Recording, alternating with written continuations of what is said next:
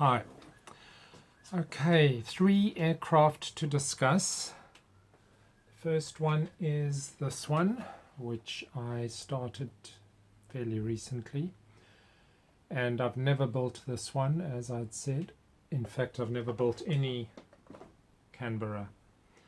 So this one is now at this stage. Wings are not on yet. But fuselage is just about done. So undercarriage up. Quite a nice shape. A little bit different looking than the usual. Not the easiest of builds, I will say that. So used a lot of tube glue on all of the large mating surfaces, and that all went fairly well. So no complaints about the wing, just a little bit. You need to sit with it and ensure that you don't get any warping looking down at the edges as you're sort of pressing it together and waiting for it to dry properly, or if you're going to run your extra thin down there, just make sure that you have got it perfectly flat. The undercarriage doors, absolutely perfect, you know, compared to some that I've spoken about, which is such a hassle to get a good flush surface on the undercarriage doors. In fact, these are supplied, one for closed and one type for open, which is very, very handy. So very easy to close that, and nothing needed to be done there. Okay, so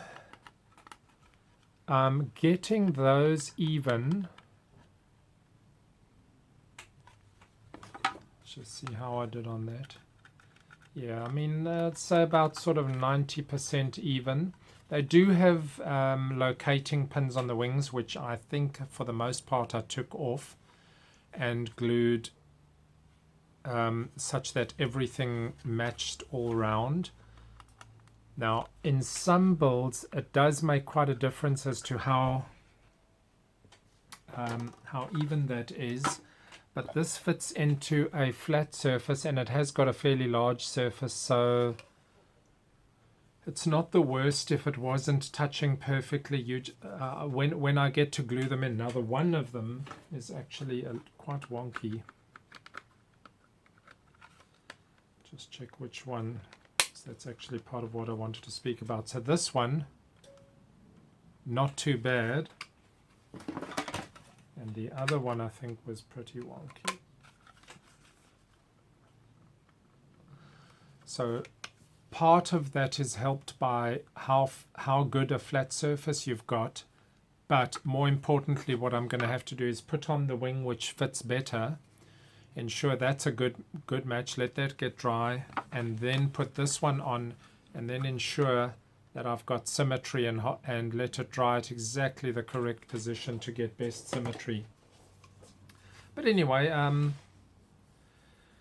as you can see, the mildly annoying thing is the filler that you have to use everywhere. Now, the one thing I'd done wrong on this aircraft, which I did speak about in a previous video, when I was gluing the this nose section, not even this part here, just that line and that line, before nose was even on. The two parts of the fuselage were not mismatched just like that, but the one was actually smaller, so it was mismatched there and there, such that you couldn't position it, and I decided to just glue it, but I wasn't happy with that at all, and I decided to cut it apart, and I did. Luckily, it wasn't too much drama to cut that apart. Glue the one surface as perfect a match as you can get it. Wait for that to dry completely, and then sit and do so on the other surface by forcing it open a little bit. Now, that is going to come into play on the B1 fuselage halves as well, where you really need to ensure that you get the best match. So now, even with that very good match that I got, you still have that filler, and a bit more on the bottom. I mean, by all standards, that's a very minimal amount of filler for the age of the kit. That, and that are the sink marks, which is unfortunate, but that's just part of those old kits. And there. But that's now very good. I'm totally happy with that. The color scheme will be a fairly simple sort of a blue-gray. Just want to point that out. So I haven't bothered to fill every single crevice everywhere. This is fairly nice and smooth, but it does have that, and I'm okay with that. So it was by far from a perfect build, but good enough for me. So I'll do that in a South African color scheme, even though that's not exactly the version that we used. It's just to be mildly representative. So out of this whole nice decal set, there's very, very few decals that I can actually use. Some of the ejector marks, markings, some of those, I guess there's a few here and there.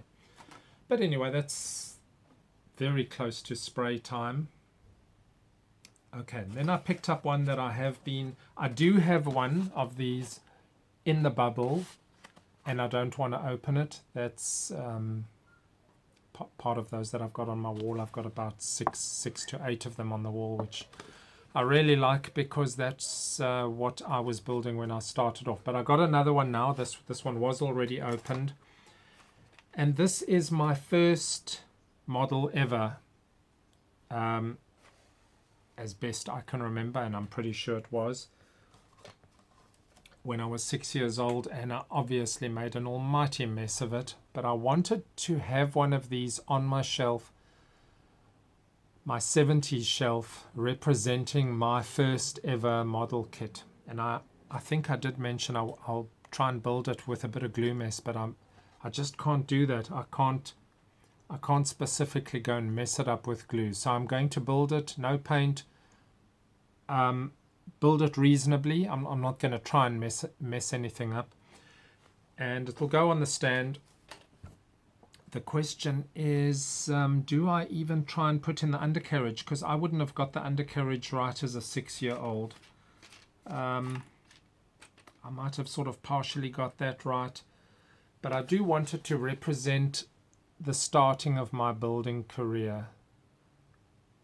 I briefly pondered spraying it in a sort of a chrome silver, but that's just not that representative then. So it just needs to be a straight up build, decals on, and maybe not undercarriage on them. I'll think about that.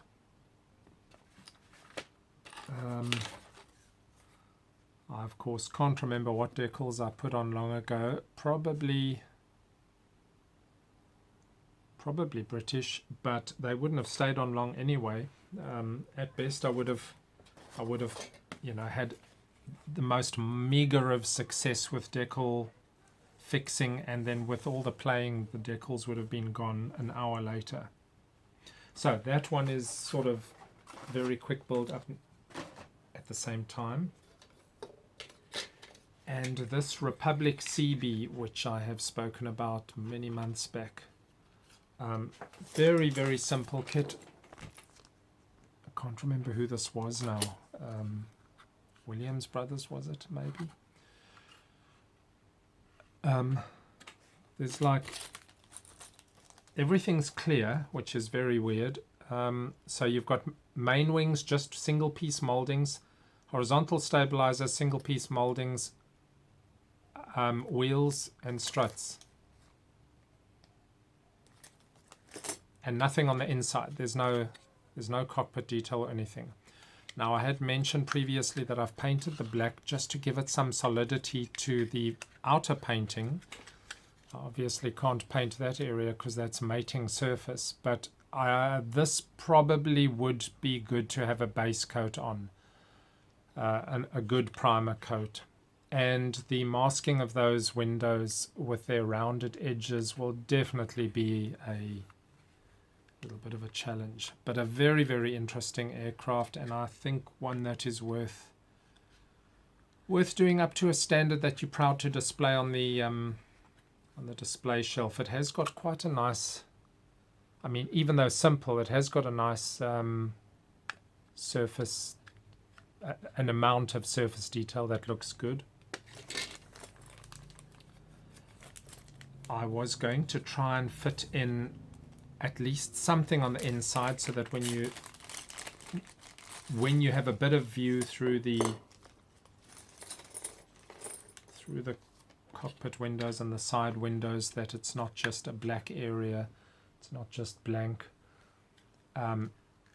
So unlike the Winnie May, I'm not intending the view on the inside of this to be black. That black is there for a different purpose, being the solidity of color, because this is all transparent. So anyway, so they molded that pretty well, I guess. That one is very straight. This one has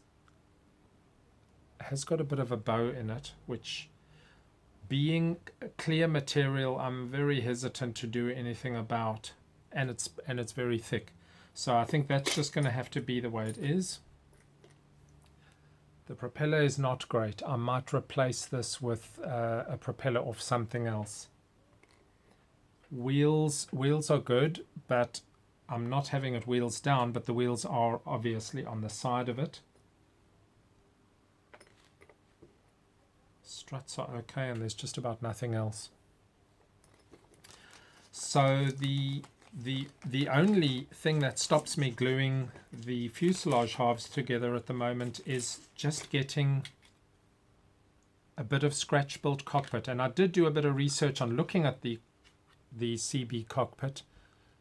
So it's now a decision on, you know, how much to just look reasonable. And these windows are not the clearest, but still it's worth putting in a bit of effort on something that closely represents the cockpit there. And it's probably also an aircraft which almost nobody ever builds. But I think it is time to get this one done. I mean, it really isn't difficult at all. It's a bit odd in that it's all clear, so you do have to sort of plan your painting.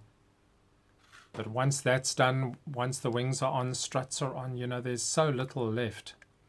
There might be a little bit of challenge with a pin going through the horizontal stabilizers so that you get a nice strong bond there. I'll think about that, and I'll see how they fit. Propeller, I'm not sure what I will take one off. We'll see. Now, I mean, I did scratch build the one blade of the Tiger Moth propeller, so scratch building blades is not out of the question, and a hub is not very difficult to create either. So in the worst case, I do need to just scratch build blades, which are what, 1.5 centimeters, 1.5 2 centimeters long each.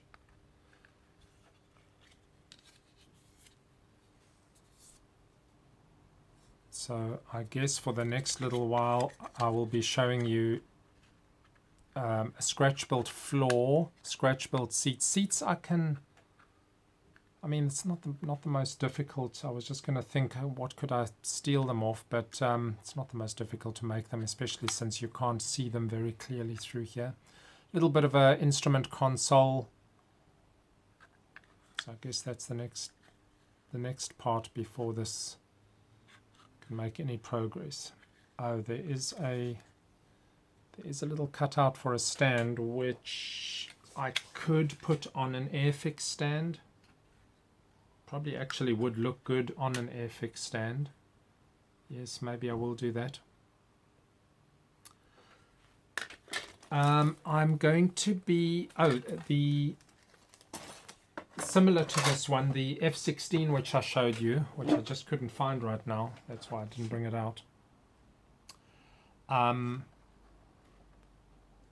Very, very similar, but probably a bit easier than this in, I'm hoping, less filling. So we will be doing that one soon as well. The sanding off of surface detail, so, you know, obviously they've got, for this model, reasonably fine raised lines, but they do get sanded off wherever you do, and it's a lot of sanding that's been done. You can sort of put back some of that, but I think once the paint scheme is on and a bit of weathering, you will hardly know that the actual physical lines are missing. Oh, yes, that was the other thing I did want to speak about. Where you have these recess type of wing mounts, and in this case the actual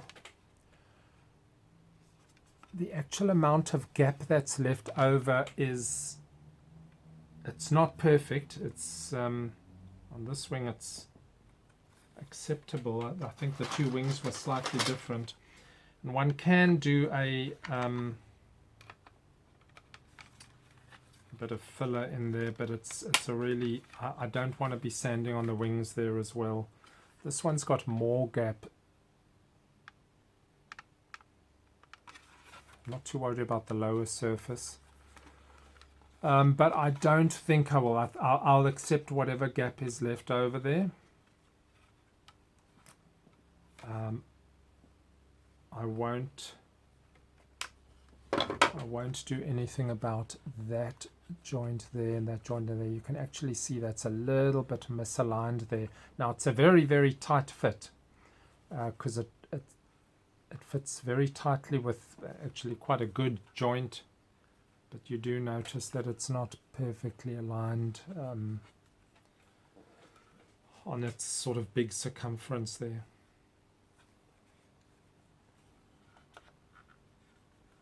This is 1978. I looked that up.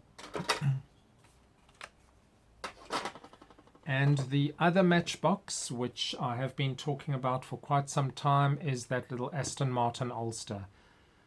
Compared to the other cars, that's a lot simpler, and that one will also be one of the topics of the next month, next 2 or 3 months.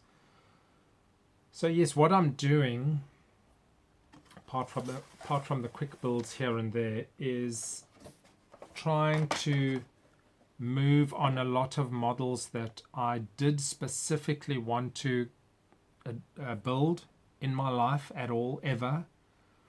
Not set them aside. I mean, there's obviously many models, more than 100 models which I have, which are very nice models, but I don't necessarily feel that I absolutely have to get to them. But those that I have set for myself, which does include quite a number of Matchbox and Airfix, I would like to actually get to. The Anne Boleyn. I have decided to just get that done. Again, it's really not a big deal model. It's not something that needs to be done perfectly. We'll just do what we can with that. So I did grab that too. I think there was a bit of filling work that I needed to do before more painting could occur. Okay, happy modeling. Cheers.